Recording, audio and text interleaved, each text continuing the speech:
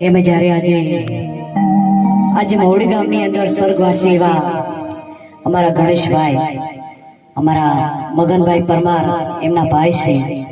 એમના ભાઈ છે તો મારા જ ભાઈ છે.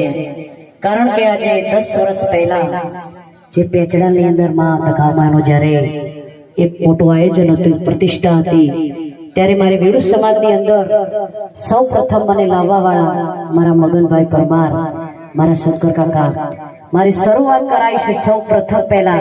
કારણ કે હું પ્રોગ્રામ તો ઘણા બધા કરતી હતી, પણ બીજી સમાજમાં કરતી હતી, પણ આજ મારી દેવ પૂજક સમાજની અંદર, મારી વેડુ સમાજની અંદર મને જે ફેમસ કરવા વાળા મારા મગનભાઈ અને મારા શંકર કાકા, મારો ફર્સ્ટ પ્રોગ્રામ પેચડાની અંદર હતો.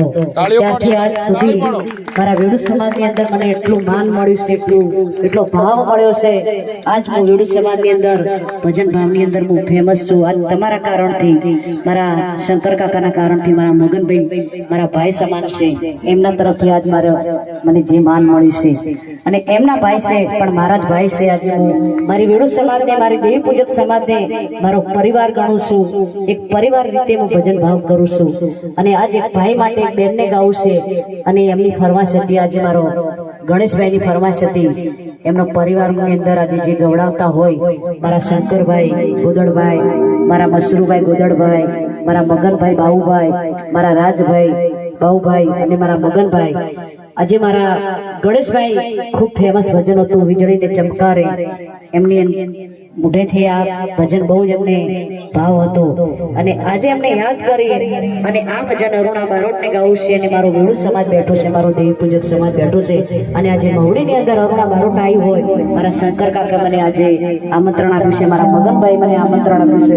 ખૂબ ખૂબ અભિનંદન છે મારી વેડુ સમાજને, મારી દેવી પૂજક સમાજને.